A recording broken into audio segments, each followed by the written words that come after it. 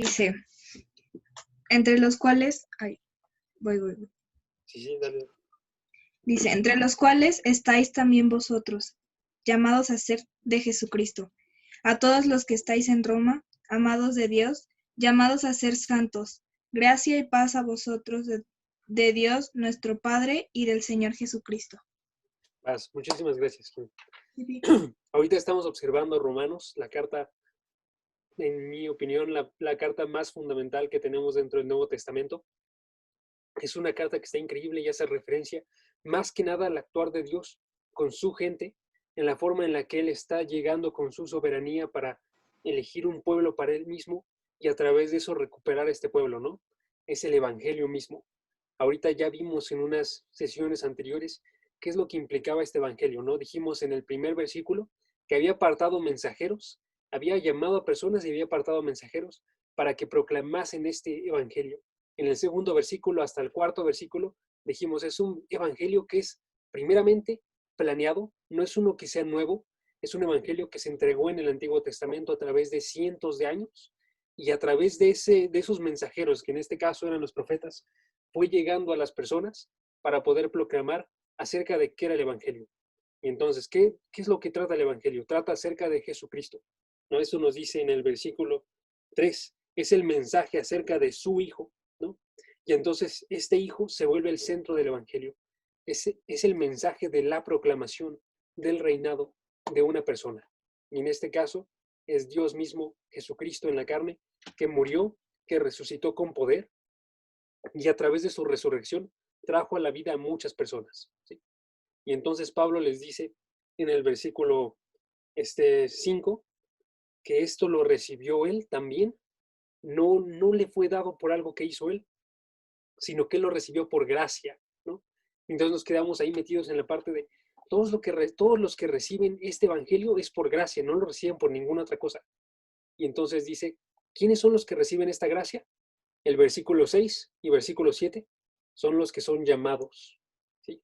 Es una gracia especial, es una forma de un llamado especial, porque en un llamado la otra persona no está haciendo nada para recibirlo, sino que es como un teléfono que suena.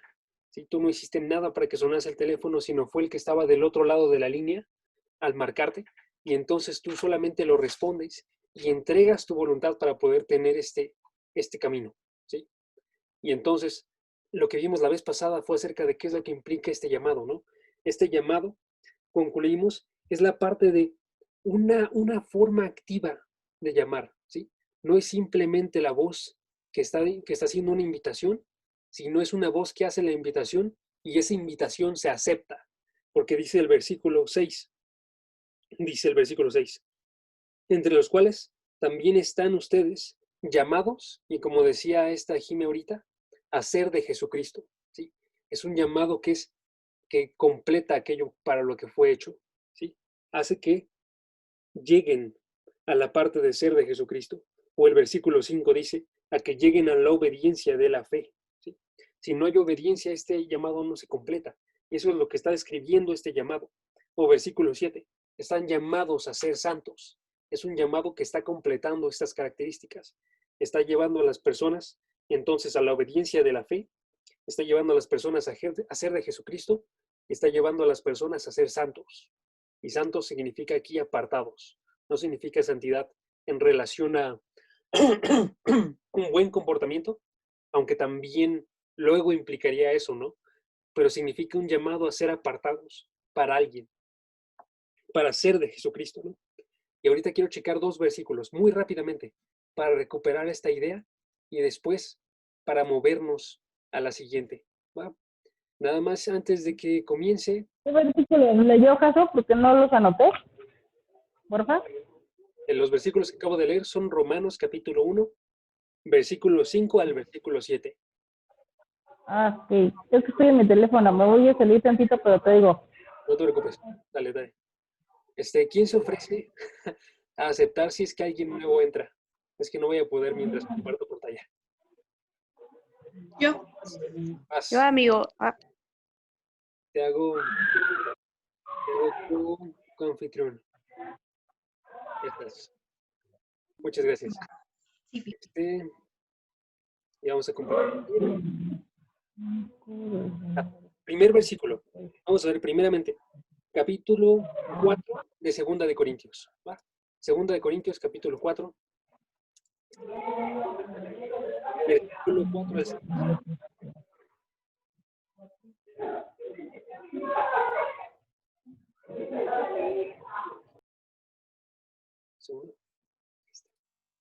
6. Segunda de Corintios, capítulo 4, versículo 4 al 6. Y dice, en los cuales el Dios de este mundo, el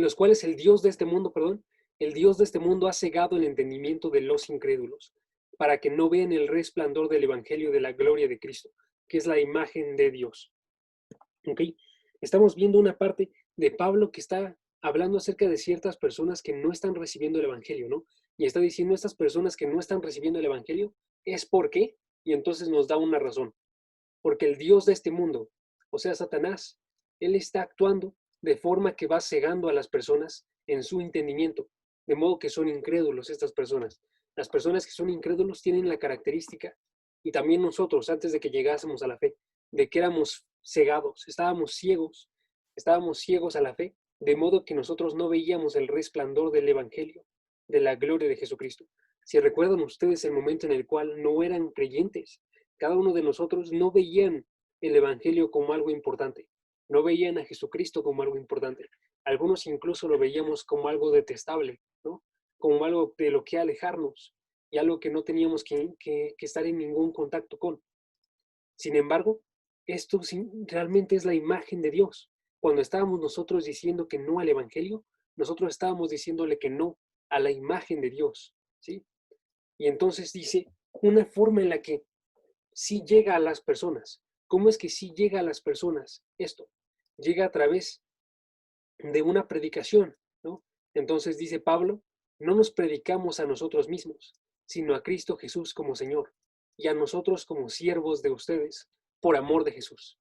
Pues Dios que dijo, y ahora chequen la forma en la que está funcionando este versículo, ¿ok? Está diciendo, de las tinieblas resplandecerá luz.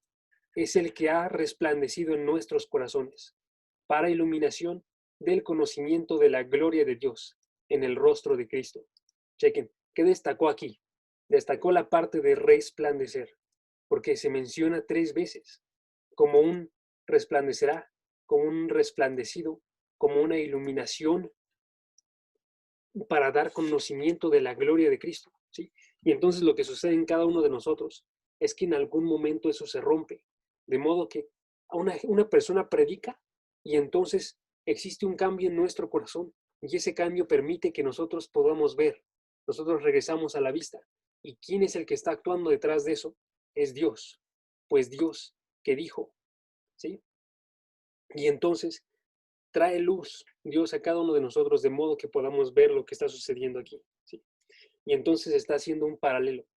Esto es lo que sucede con las personas que son incrédulas. Dice, el Dios de este mundo los ha cegado, ya no pueden ver ellos, ¿sí? De modo que no ven el resplandor. Y del otro lado, las personas que sí son creyentes, de las tinieblas resplandece luz, y entonces ellos ya pueden ver el resplandor en sus corazones, ¿sí? Vemos un segundo versículo, Primera de Corintios, y ahorita los traigo de vuelta. Primera de Corintios capítulo 1, versículo 23. De modo que la forma en la que está predicando Pablo, dice, es a Cristo crucificado, piedra de tropiezo para los judíos y necedad para los gentiles. Pero continuamos ese versículo, el versículo 24, y dice, sin embargo, y chequen aquí, para los llamados, lo que estábamos observando la vez pasada, para aquellos que son llamados, no es de esta forma. Ellos que son llamados no están viendo necedad, no están viendo en una piedra de tropiezo, sino que están viendo tanto judíos como griegos, o sea, todo el mundo que es llamado. Cristo es poder de Dios y sabiduría de Dios, ¿sí? Poder de Dios y sabiduría de Dios. Hay una forma muy diferente de verlo. Entonces, ¿qué nos indica esto? ¿Sí? Hay 2 cosas que suceden para que cada uno de nosotros llegue a ser un creyente, ¿sí? Les había dicho, la primera cosa es la predicación de la palabra. Hay mensajeros que están predicando. Y entonces nos dice este versículo, nosotros predicamos a Cristo. O nos dice el versículo pasado, pero nosotros no nos predicamos a nosotros mismos, sino a Cristo, que es la imagen de Dios, ¿sí? Y entonces, primera cosa que sucede es una palabra audible que está saliendo de la boca de una persona que ha sido llamada, ¿sí? Ahora, sin embargo, nosotros tenemos la realidad presente, como lo tenía Pablo en su momento, de que no todos los que escuchan el Evangelio y muchas de las personas que nosotros amamos, que quisiésemos que creyesen, no están llegando al Evangelio. Entonces no puede ser lo único que se necesita, la predicación de una persona. Hay una segunda cosa que está pasando ahí, y es una predicación que está realizando alguien más, que está realizando Dios a través de las palabras del predicador, ¿sí? Y entonces, lo segundo que está pasando es que hay un llamado. Esta predicación es un llamado de parte de Dios, que entonces ese llamado hace que sea efectivo, de modo que las personas, judíos y griegos, vean poder de Dios y vean sabiduría de Dios, y no necedad y tropiezo. Perdón. ¿Sí? Entonces, continuamente nos está hablando de esto el Evangelio, ¿sí? Cada uno de nosotros son enviados, cada uno de nosotros están yendo a las naciones, donde sea que ustedes hayan nacido, para poder llegar a la obediencia de la fe, ¿no? Y cuando vimos la parte de la gracia, en este versículo 5 de Romanos 1, la gracia hace referencia a una gracia para el ministerio, para poder esparcir esto. Pero siempre tiene que hacerse efectiva dentro del corazón de la persona que está escuchando a través del actuar de Dios mismo. Entonces es la única forma en la que puede suceder. Este es verdaderamente el llamado de Dios, ¿sí? Entonces, lo que Pablo nos quiere decir con eso es que el llamado de Dios sucede a través de la predicación y sucede de forma sobrenatural que ninguno de nosotros puede controlar, sino el único que escoge es Dios, ¿no? Y el único que actúa es Dios. Dice, a ver. Una pregunta ahí, Jaso. Dale, claro. Ahí no te entendí. ¿Cómo que el llamado es por medio de la predicación? A ver, explícate, sé más, como más explícito, porque ahí como que me hice bolas, no te entendí. Más. Por favor. Gracias. Repito la idea. Mira, de hecho queda bastante bien este versículo. Primera de Tesalonicenses, capítulo 1, versículo 5. ¿No? Lo voy a poner aquí. Primera de Tesalonicenses, capítulo 1, versículo 5. ¿Okay? Lo que estoy diciendo es, la predicación es el medio por el cual llega el Evangelio, ¿sí? Vemos Romanos capítulo 10, y está diciendo cómo es que creerán ellos en quien no han oído, y cómo irán si no hay quien les predique. Y entonces la única forma en la cual llega este Evangelio de salvación es a través de la predicación de la palabra, ¿sí? Ahora, ¿qué es lo que sucede y cuál es el llamado del que estoy hablando? Es diferente a la predicación. El llamado que estoy hablando yo, que menciona Romanos, es un llamado interno en la persona, es un llamado que sucede, que ya estaba planeado antes de la fundación de los siglos y que ya había sucedido antes de que nosotros naciésemos, ¿no? La parte de apartarnos para este llamado. Y entonces, a través de esta predicación, Dios realiza un llamado. A través de la predicación física, que digamos yo puedo realizar mañana con Andrés, Dios es el que llama más grandemente, que llama detrás de nosotros, ¿no? Entonces dice, 1 Tesalonicenses, capítulo 1, versículo 5. Pues nuestro evangelio, o sea, el mensaje, la buena noticia que estaban dando en este caso Pablo y cada uno de los apóstoles, no vino a ustedes solamente en palabras. No fue solamente Pablo quien estaba actuando, sino también en poder y en el Espíritu Santo y con plena convicción, ¿sí? Todo esto que está diciendo aquí, 3 cosas, están sucediendo en el interior de la persona. Primeramente, un poder que está actuando dentro de ellos. Segundo, está actuando el Espíritu Santo dentro de ellos. Y tercero, hay una convicción que se está formando en cada uno de los que escuchan cristianos, ¿sí? Y entonces, en otro pasaje también menciona, porque ustedes lo recibieron no como palabras de hombres, sino como lo que son, palabras de Dios, ¿sí? Eso es lo que me refiero. ¿Va? Predicación física, pero no solamente es predicación física, sino es un llamado de parte de Dios. ¿Sí? Y entonces, Ok. dale, y entonces, Ah, la segunda parte de eso proviene en el versículo 6 y 7 que leyó ahorita Jimé. 6 y 7 que están diciendo, ¿a quiénes son estos? ¿Quiénes son estos que han sido llamados de esta forma? ¿Sí? ¿Quiénes son estos? Que también han sido amados de Dios, ¿no? Perdón. ¿Quiénes son estos? Son los que también han sido amados de Dios, ¿sí? Dice aquí, llamados de Dios, a todos los amados de Dios. Y entonces la otra cosa que define a nosotros. Quiero ahorita concentrarnos en 3 ideas que detienen el amor de Dios y concentrarnos en otras 3 ideas de las implicaciones que tiene el amor de Dios para nosotros, ¿sí? Y que nosotros tengamos una idea más grande de qué es lo que implica este amor, ¿sí? Pequeña segunda introducción. Cuando nosotros estamos yendo a la predicación en estos estudios, cuando estamos haciendo predicación expositiva, que significa que vamos texto por texto a través de un libro o a través de unas grandes ideas dentro de la Biblia, lo que queremos hacer es que nosotros estamos conscientes de que tomaría una vida y más allá de poder agarrar qué es lo que viene dentro de este libro, ¿no? Pero estamos intentando y queremos ver todas las riquezas del Evangelio que tiene Dios para cada uno de nosotros, ¿sí? Para todos los que son llamados, para todos los que son amados. Y entonces ahorita nada más me concentro en unas ideas, ¿sí? No es todo lo que implica el amor y lo vamos a seguir conociendo, y no es todo lo que implica el de tener el amor, pero son unas ideas para poder continuar avanzando, ¿va? Entonces, 3 ideas. Y segundo, quiero mantener el hecho de que vamos a agrandar la idea de cuál es el amor de Dios, ¿va? Agrandar, no quiero que se haga más pequeño nuestra idea del amor de Dios, ¿va? Les preguntaría a nosotros, ¿cuál es la forma en la que nosotros vemos el amor de Dios? ¿Cuál es la forma en la que nosotros lo valoramos? ¿Sí? Si cada uno de nosotros está pensando, por ejemplo, dentro de esa pregunta, que él está pensando que es amado de Dios porque Dios ama a todos, le diría, está bien, pero estás limitando un poco el amor de Dios hacia ti, porque la forma en la que está hablando aquí no es esa. La forma en la que está hablando aquí es como la de un esposo que está hablándole a su esposa y está escribiéndole una carta, y dentro de la carta le dice, esposa, amada mía, gracia de Dios y del Señor Jesucristo, ¿no? Gracia y paz de Dios, amada mía.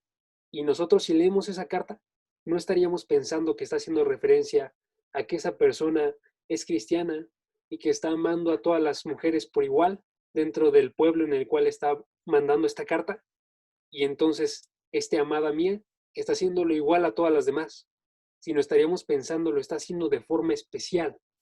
Porque amada mía es porque es su esposa. Amado mío, aquí, en esta carta de Romanos, es muy similar a eso.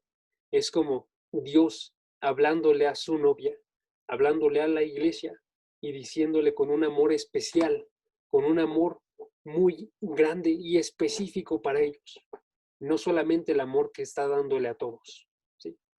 Y eso quiero que lo veamos de modo que engrandezca nuestra visión del amor de Dios. ¿Dios ama a todos? Por supuesto que sí, ¿sí? Si les dice aquí ahorita un primer punto, sería la parte de el amor de Dios por todo el mundo. El amor de Dios por todo el mundo existe. Dice, ¿no? En Mateo capítulo 5, una forma del amor de Dios, ¿eh? Aquí va una forma del amor de Dios. 44 al 45. Mateo 5, versículo 44 al 45. Dice, pero yo os digo, amen a sus enemigos y oren por los que los persiguen, para que ustedes sean hijos de su Padre. ¿Qué significa hijos? Significa que hay una imagen.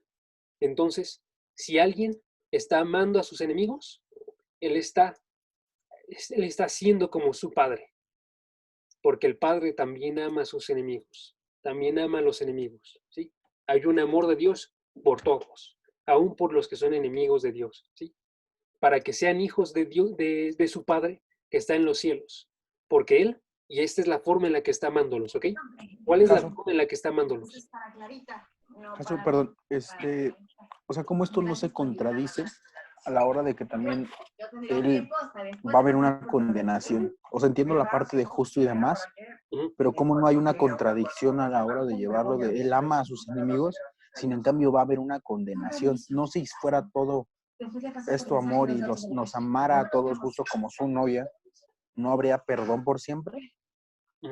Vas, ahorita la contesto, amigo. Ya estás, no te preocupes. Ahorita le doy. Va. Dice, amen a sus enemigos y oren por los que los persiguen, de modo que también actúen como el Padre, ¿no?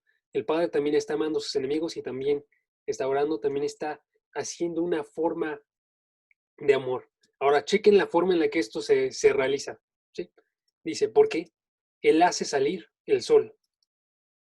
Él hace salir su sol, ¿sí? Es suyo el sol. Él no tiene ninguna necesidad de que el sol lo reciban sus enemigos. Sin embargo, sus enemigos reciben el sol sobre malos y sobre los buenos, y hace llover sobre justos y sobre injustos, ¿sí? Tanto aquellos que están yendo en contra de Dios activamente ahorita, como lo estábamos haciendo nosotros, también antes de que fuésemos creyentes. Todos nosotros no merecíamos esto. Nosotros lo que merecíamos es lo que acaba de decir Beto ahorita, una condenación que fuese inmediata. Entonces uno sale del vientre de su madre y inmediatamente condenación. Si la misericordia de Dios acabara ahorita, la tierra misma se abriría, como lo hizo en una de las historias del Antiguo Testamento, ¿sí? Cuando ellos actuaron mal, se abre la tierra. Ahora, ¿qué es lo que está sucediendo entonces? ¿Por qué hay condenación, como dice Beto? Cada una de las cosas que están sucediendo es porque Dios está manteniéndose fiel a sí mismo, ¿sí? Dios está manteniéndose fiel y se ama tanto a sí mismo que está siendo misericordioso. Recordemos dónde está la promesa de que no iba a actuar de una forma de condenación inmediata en la Biblia. Cuando fue ¿cómo se llama esto? La inundación. Lo de Noé, ¿no? Ajá, exactamente. Sí, cuando fue el diluvio, él prometió, pero no prometió por las personas, prometió por sí mismo, de la misma forma en que lo hizo con Abraham, ¿sí? Hizo una promesa, él, basado en la forma en la que él quería actuar, y entonces él se ama a sí mismo también, ¿sí? Y se ama así tanto que tiene que mantener la promesa. Él ama a sus enemigos dentro de este pasaje. En otras partes podemos ver, él ama su justicia, y de esa misma forma él no puede actuar de forma que sea contraria a su justicia también. Dale, Sara, ¿qué pasó? Y justo iba a decir eso, que al final también una de las cualidades del Señor es que es justo. Uh-huh. Y justo la palabra dice que suya es la venganza y la justicia. Entonces, no es que se contradiga que no ama a sus enemigos, sino que ahorita vivimos por la gracia. Entonces, ahorita nos está dando chance, porque al final nadie va a decir, no, es que yo nunca supe o a mí nadie me compartió el evangelio. Al final todo el mundo se habrá enterado del evangelio y pues cada quien habrá decidido si aceptarlo, ¿no? Yes. Ajá, exactamente. Entonces, todo se está haciendo al mismo tiempo, ¿no? Dios está amándose a sí mismo mientras está preservando a las personas. Dios está amando su fidelidad mientras está preservando a las personas. Dios está amando a sus enemigos mientras los está preservando. Y Dios va a amar su justicia y está amando su justicia por lo que va a suceder. Ahora, chequen. ¿Para qué sirve que cada una de las personas tengan sol y tengan lluvia? Cada una de las personas que puedan actuar ahorita. ¿Para qué sirve? Para que cada uno de nosotros conozcamos el Evangelio. Cada uno de nosotros tengamos tiempo en nuestra vida de que se nos sea predicado, de que podamos observar el mundo y podamos ver que Dios existe, que podamos responder nosotros. Y entonces leemos Juan capítulo 3, versículo 16, el amor de Dios. Y entonces vemos un amor de Dios que es por el mundo. El mundo, aquí la palabra es cosmos. Está hablando absolutamente todos, ¿sí? Hay un amor de Dios por todo el mundo. De modo que es también por sus enemigos, porque todos somos sus enemigos. Y entonces dio a su Hijo unigénito. Esto dice Romanos capítulo 5, ¿en dónde se muestra el amor de Dios? En que Él, aún siendo pecadores, Él entregó a su Hijo, ¿sí? Aún siendo pecadores, o sea, siendo enemigos, Él entregó a su Hijo. Y entonces hay un amor de Dios que está actuando ahí para todos. Ahora, la diferencia y la razón por la cual ellos están pereciendo finalmente es porque ellos están rechazando este amor, ¿sí? Cada uno de los días que nosotros pasamos sin pensar en Dios en nuestra vida, antes de ser creyentes, nosotros estábamos derrochando el amor de Dios. Estábamos llevándolo como si fuese nada. No estábamos dando gracias por nuestros días, porque no le estábamos dando gracias a Dios. Estábamos dándole gracias a nuestro esfuerzo en nuestros trabajos, a nuestro pensamiento, a nuestros padres, pero no le estábamos dando gracias a Dios, ¿no? Y entonces hay muchos que van a perecer. ¿Por qué? Porque también Dios ama su justicia, ¿sí? Que es lo que ya queda entonces todo a la par, ¿sí? Dios ama a sí mismo, Dios ama a sus enemigos, Dios ama su justicia y ama su fidelidad, ¿sí? No hay contradicción ahí, ¿va? ¿Para qué son los mundos? Los mundos. Ahora, no hay contradicción, pero ¿no suena eso narcisista? ¿No suena eso egoísta de alguna forma, el amarse tanto a sí mismo? Que es como querer demostrar un punto, vaya pues. Yes, sí. Vas. Ok. Soberanía. Soberanía, sí. Va. ¿Por qué sonaría narcisista? Esa es una pregunta que podemos hacernos, ¿no? Les voy a dar una respuesta rápida. Cuando nosotros pensamos que alguien es narcisista, cuando nosotros pensamos que es egoísta, presumido, porque se está autoenvolviendo en sí mismo, como si fuese la cosa más grande que existe, ¿sí? Cuando no lo es. Porque él se está dando un lugar más alto del que él tiene. Odiamos a las personas que se están haciendo a sí mismos mayores y luego a veces decimos nosotros, ay, ¿por qué está haciendo esto? Yo puedo hacer eso muchísimo mejor que él. Es un ejemplo. O sea, decimos, él está teniendo un lugar que no debería tener, porque aún yo podría tener ese lugar. Ahora, Dios es el agente más grande que existe, la persona más increíble, la persona más asombrosa, más llena de poder, la única persona que es omnipotente, que es, que es perfecta, que es justa, que es santa. La parte de santo literalmente define todos los atributos, de modo que dice que está separado de todo lo demás. Entonces, por supuesto que Dios no es narcisista cuando hace esto, ¿no? Porque Dios es lo único que se puede llamar digno de un amor, así, ¿no? Es el único que puede decir literalmente a sí mismo. Isaías, capítulo 48, si no es dice, por amor mío lo haré, porque ¿cómo podría ser profanado mi nombre? Mi gloria, pues, no le daré a otro. ¿Cómo podría serlo su nombre? Por su amor a sí mismo está haciendo todo, ¿sí? Porque Él es el más grande, porque Él es el único nombre que no puede ser profanado. Y entonces dice, mi gloria, pues, no le daré a otro. Es el único que merece toda la gloria y toda la honra.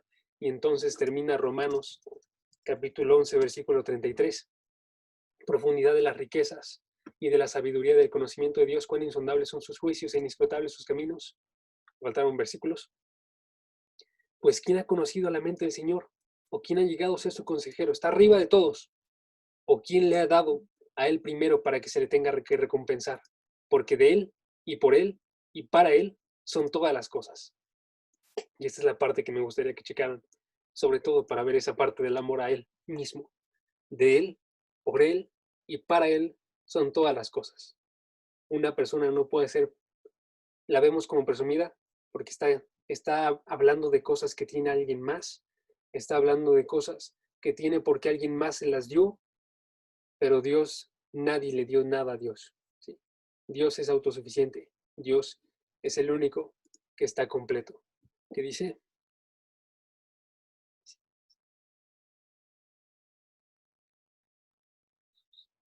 Te doy una respuesta, porque tenemos una visión de quién es, podría ser. Quiero pensar que esa es la respuesta, si es lo que te está sucediendo. Si nosotros pensamos en alguien que es extremadamente santo, podría ser una razón por eso. Otra razón podría ser porque igual y no es la mejor idea tener una imagen de Dios, pero varía. Voy a continuar con el estudio porque nos estamos desviando un buen. Pero Pero si gustan, ahorita checamos respuestas, ¿va?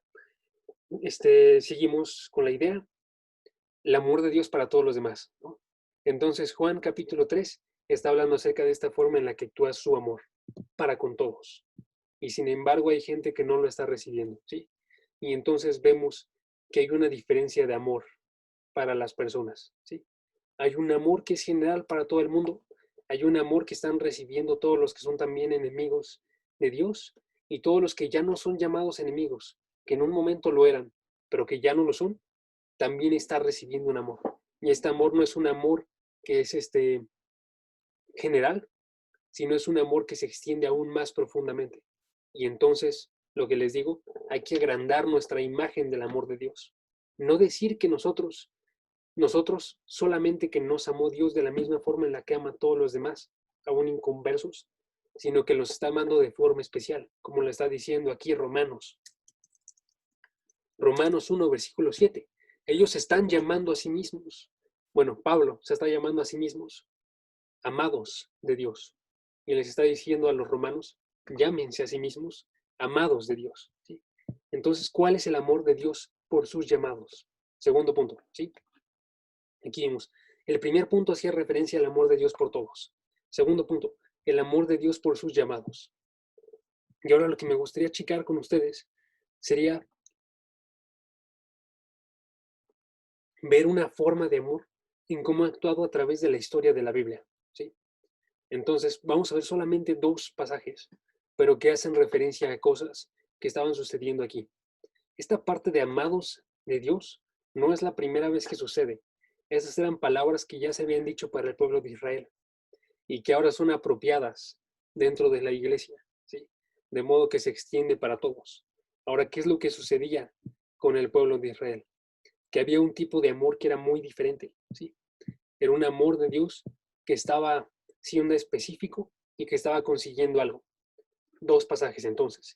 Jeremías, capítulo 31, versículo 31. Y también vamos a ver el 32. Jeremías, capítulo 31, versículo 31. Vienen días, declara el Señor, en que haré con la casa de Israel y con la casa de Judá un nuevo pacto, ¿sí? Con Israel hará un nuevo pacto. ¿Este pacto en qué está actuando? ¿Sí? Y eso lo termina de decir él durante todo un discurso hasta el capítulo 32, versículo 40. Un pacto que va a ser eterno.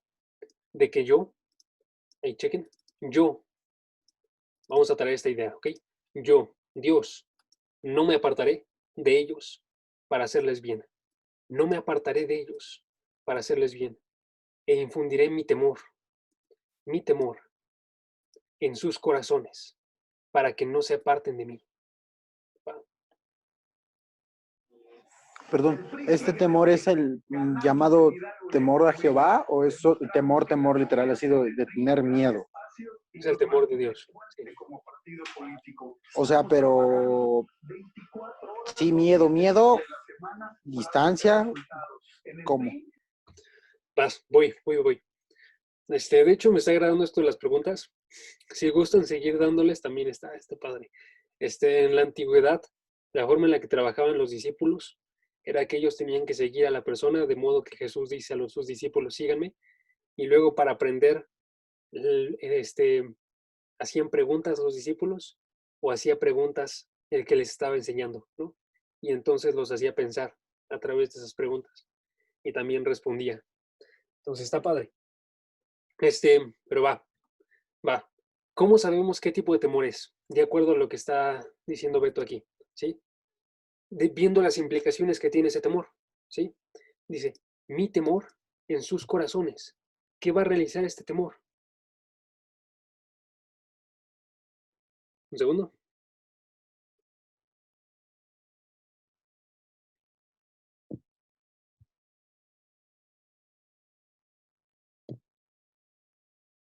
Está. Va a entrar Brandon, por si lo pueden aceptar. Jimmy. Sí, Pi. Ah, mira, aquí estaba ahí. Espera, ya lo vi. No te preocupes. Va, ¿cómo sabemos qué es lo que implica este temor? ¿Qué dice el versículo? ¿Sí? Dice, un temor en sus corazones ¿Para qué? Para que no se aparten de mí, ¿sí? Entonces estamos viendo nosotros dos agentes aquí que se están apartando, ¿sí? Agregamos uno al primero que mencionamos en 1 Corintios. Para los que no lo recuerdan, 1 Corintios, estábamos diciendo, está hablando acerca de un enemigo que está actuando. Está diciendo él, en 2 Corintios, capítulo 4. Ay, me estoy confundiendo, perdón. Sí, 2 Corintios, capítulo 4, versículo 4 al 6. El Dios de este mundo está actuando para cegar los corazones de las personas. Un agente aquí está actuando para poder cegar a las personas para que se aparten de Dios, ¿sí? Un agente. Ahora van dos agentes que se pueden apartar, dos más, ¿va? Primeramente dice, yo, Dios se puede apartar, ¿sí? No me aparte, dice. Dios no se tiene que apartar. Segundo agente, hombre, que se aparte. Entonces tenemos tres agentes ahí que se pueden apartar. Dios se aparta. Y vamos a ver, siguiendo Romanos, que Dios se aparta cuando tú te apartas. Dios se aparta cuando tú te apartas. El segundo, el Dios de este mundo, Satanás, está obrando para que la gente se aparte. Y tercero, tú estás obrando para que tú te apartes. Cualquier hombre está obrando para que él se aparte, ¿sí? ¿Por qué se apartan de Dios? Y esa imagen la podemos ver engrandecida en Juan capítulo 3. Me estoy agrandando más, pero está bien. Versículo 17 al 19. Ahí, 19. Está, ¿va? Dice, porque Dios no envió a su Hijo al mundo para juzgar al mundo, sino para que el mundo sea salvo por él. Dios se está acercando al mundo, pero el que cree no es condenado, pero el que no cree ya ha sido condenado porque no ha creído. Él no ha creído, él se ha apartado, ¿sí? Y este es el juicio, que la luz vino al mundo y los hombres amaron más las tinieblas que la luz, pues sus acciones eran malas, ¿sí? Ellos tenían un tipo de miedo que los hacía apartarse para que sus acciones no fuesen reveladas. Vemos primera de Juan y dice, en el amor no existe el miedo, porque el miedo en sí mismo carece de amor, porque en sí mismo es incredulidad, porque no está con la fe, porque el miedo se está apartando, pero el amor de Dios trae a las personas cerca, ¿sí?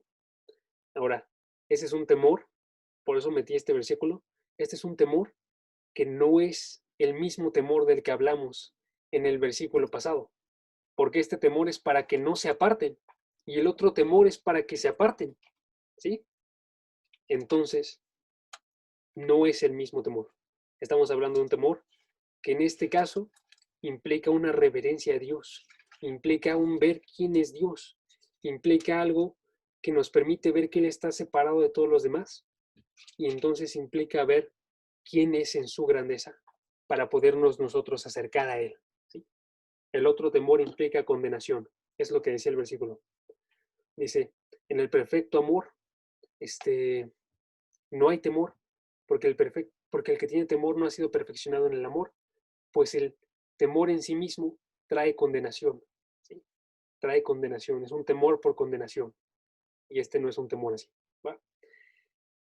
Me estoy separando mucho, pero está bien. Va. Entonces, este amor de Dios aquí está actuando de modo que Él los ama y no se aparta, y de modo que este amor se vuelve efectivo, haciendo que la gente no se aparte, ¿sí? No es un amor que se queda en la invitación, no es un llamado que se queda en la invitación, sino es un amor que está cambiando los corazones de las personas para que ellos no se aparten, ¿sí? Algo muy similar a lo que vimos en 2 Corintios, capítulo 4, versículo 6. Dice, pues Dios dijo, de las tinieblas resplandecerá la luz. Es el que ha resplandecido en nuestros corazones para iluminación del conocimiento de la gloria de Dios en el rostro de Jesús, iluminando el conocimiento, permitiendo que la gente se quede cerca, ¿sí? Es un amor que obra poderosamente en nuestros corazones, ¿sí? Está obrando este tipo de amor, ¿sí? A ver. Mantengamos la idea del pacto. Eso me voy a tener que salir porque estoy en otro lado. No te preocupes, Jess. Para que me mandes la clase, por favor, dime ese favor. Claro que sí, Jess. Te la mando al rato. Los versículos que falten. Claro que sí. Por favor, Mantengamos la idea del pacto. Vas, Jess, cuídate. Ve con cuidado. Con cuidado. Exacto. Gracias, bye. Cuídense. Mantengamos la idea del pacto, ¿va? Y entonces vemos cómo es que Jesús recupera esta imagen. Y entonces dice en Lucas capítulo 22, versículo 20, de la misma forma tomó la copa después de haber cenado. Esta copa es el nuevo pacto de mi sangre, que es derramada por ustedes, ¿sí? Una sangre que forma el nuevo pacto, y entonces es una expresión de este amor, es una muestra de este amor que está surgiendo, y a través de este amor es que se completa lo que decía Jeremías capítulo 32, versículo 40. Versículo 40, este pacto eterno, ¿sí? Yo no me apartaré de ellos para hacerles bien e infundiré mi temor en sus corazones. Wow. Es un amor especial, es un amor precioso, porque este amor no se está viendo para todas las personas, sino para sus elegidos, ¿sí? Entonces, tenemos ahí tres enemigos del amor de Dios, ¿no? ¿Cómo podemos decirle? Tres personas, tres agentes, es lo que había dicho hace rato. Tres agentes que se están apartando, que se pueden apartar, ¿sí? Primer agente, dijimos, es el Dios de este siglo, Satanás, ¿no? Segundo agente, las personas. Todas las personas se apartan porque no quieren que se vean sus obras, porque no quieren ser condenados, porque se quieren alejar de la luz. Tercer agente es Dios, ¿sí? Una vez que nosotros nos alejamos, Dios también se aleja. Cuando estaba obrando Faraón, él estaba endureciendo su corazón y Dios endureció su corazón. Cuando estaba en Romanos capítulo 1, las personas dando la gloria a otros, Dios los echó, Dios los permitió que ellos se alejasen, y esa fue la mayor condenación que él pudo haber hecho. Ahora, del otro lado, tenemos un amor de Dios que tiene tres expresiones aquí. Primera expresión, para todo el mundo, dándonos días para que nosotros tengamos, nos dice en Hechos capítulo 14 y capítulo 17, para que tengamos habitación, definiendo dónde vamos a estar, de modo que escuchemos el mensaje. Y entonces nos provee tiempo, nos provee en sí mismo, nos provee enfermedades que permitan ver que estamos en una naturaleza corrompida, nos permite sufrir, de modo que veamos que va a haber una condenación futura y que voltemos a verle a Él. Nos permite tener también días de gozo, para que veamos que todo esto no proviene de nosotros, sino que proviene de algo más grande. Da prueba tras prueba tras prueba de su amor, de modo que veamos que Él ha ido a la cruz por cada uno de nosotros y que este amor está abierto para absolutamente todos, ¿sí? Sin embargo, se convierte entonces en un amor que solamente reciben algunos. Un amor que solamente puede ser obrado si es que Dios está actuando y permitiéndonos ver, ¿sí? No dejando que nos quedemos ciegos por nuestros propios deseos. Y entonces nos dice este versículo: no me apartaré y no permitiré que ellos se aparten de mí. ¿Cómo que les suena eso en Romanos? Suena como en Romanos capítulo 8, versículo 30, cuando está diciendo, aquellos que Él llamó, aquí está diciendo, aquellos que Él predestinó, a estos también llamó, ¿sí? Y a estos que llamó, también justificó, y a los que justificó, también glorificó, ¿sí? Y continúa esos versículos hablando de esta idea, de que Dios hace un llamado que es efectivo, una predestinación que es efectiva, ¿sí? De modo que dice en el versículo 35, entonces, ¿quién nos separará del amor de Cristo? Ya les dije, hay tres agentes ahí que pueden separarnos. ¿Quién nos separará del amor de Cristo? ¿Tribulación? ¿O angustia? ¿O persecución? ¿O hambre? ¿O peligro? ¿Persecución? ¿Sí? ¿O espada? Y muchos de estos, chequen la lista, muchos de esos están en nosotros, ¿sí? Hambre, desnudez, la forma en la que nosotros actuaríamos si estuviésemos en este tipo de situaciones. Tribulación, ¿Qué nos separará? ¿Nos separará la muerte de Dios? ¿Nos separará otros agentes? Porque luego comienza a hablar de agentes espirituales. Y luego dice, ninguna cosa creada nos podrá separar del amor de Dios que es en Cristo Jesús. ¿Sí? Y entonces concluye esa idea. Ninguna cosa nos podrá separar del amor de Dios que es en Cristo Jesús. Porque ese mismo amor es el que está logrando que lleguemos nosotros a ver el amor de Dios. ¿Sí? A través de su actuar, Él efectivo, Él nos permite a nosotros ver. Y entonces la cosa se redondea. ¿Sí? De modo que Dios nos amó en la cruz. Y luego su forma de actuar en la cruz se hizo efectiva para que nosotros pudiésemos ver ese amor y ya no exista ninguna forma de separarnos de él. ¿Sí? Y entonces concluyo Hebreos capítulo 13, versículo 21, que dice, los haga aptos en toda buena obra para hacer su voluntad. Los haga Dios, obrando Él en nosotros lo que le es agradable delante de Él, mediante Jesucristo. Esa es la parte que quería ver. Está obrando Él, está actuando Él, está permitiéndonos ver su amor, ver lo que es agradable para Él, mediante Él, mediante Jesucristo, ¿sí? A quien sea la gloria por los siglos de los siglos. Y entonces, amor, estos que son amados, que son llamados con un llamado especial, llamados de forma especial, solamente pueden permanecer en ese amor por la obra de Cristo Jesús, ¿sí? Por la vida que nos entregó, por su sangre, por este nuevo pacto que Él comenzó, Jeremías 32, versículo 40, de modo que ya no nos apartemos nosotros de Él, y de modo que Él no se tenga que apartar de nosotros, ¿sí?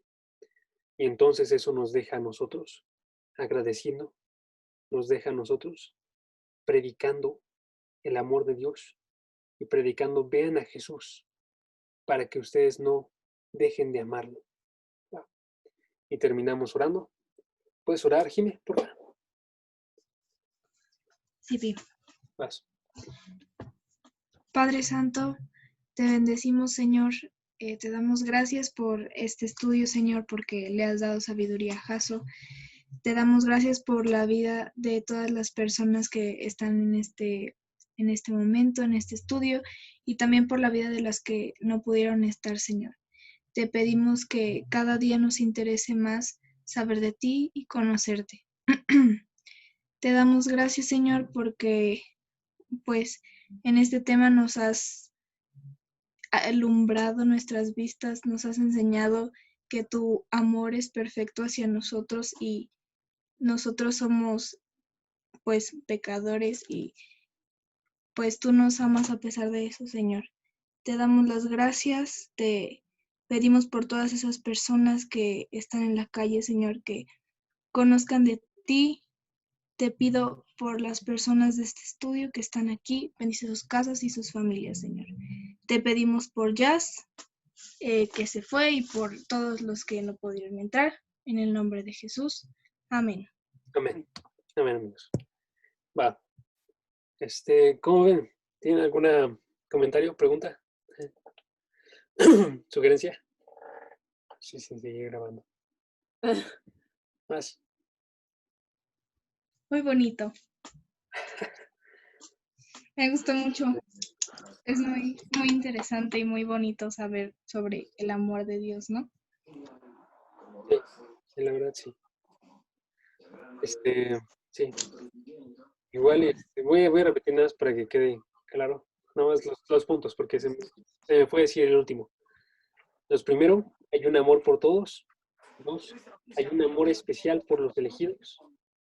Y 3, ese amor y sé que el hecho de que nosotros lo podamos ver y reconocer y regresar, quedarnos en Él, solo sucede a través de Jesucristo. Sin Jesucristo, nosotros no podríamos ver ese amor especial. Esa era la última que no vi. Es un amor que nos lleva al temor, como estábamos viendo con Beto, y es un amor que nos lleva entonces a valorar a Dios, como lo es. Bueno, y ya. ¿Tienen alguna pregunta? ¿O comentario? También está cool. ¿Cómo ves tú, Ana? Así para meterlos. También a mí me gustó bastante el estudio y entonces, ves que la otra vez te preguntaba que si solo unos eran llamados. Entonces, por así decirlo, que nuestras vidas son como una oportunidad para voltear y contestar como el llamado de Dios, ¿no? Yes. Sí. Pero, como dices, va a haber algunos que, o sea, ¿todos tienen la oportunidad o va a haber algunos que no tengan esa oportunidad? No, todos tienen la oportunidad. Ok. La verdad es que hay ciertos misterios que nosotros no tenemos. Pues la neta, Okay. por ejemplo, si me preguntases por los que estaban viviendo aquí antes de que se conociese que estaba América, no tengo ni la menor idea. Pero de acuerdo a la Biblia, sí tuvieron la oportunidad también. Entonces, Ok. El libro del Mormón lo afirma, así que... No. nosotros no sabemos. Ok. Entonces, tada, Increíble. no sé. ¿Tú qué dices, Beto?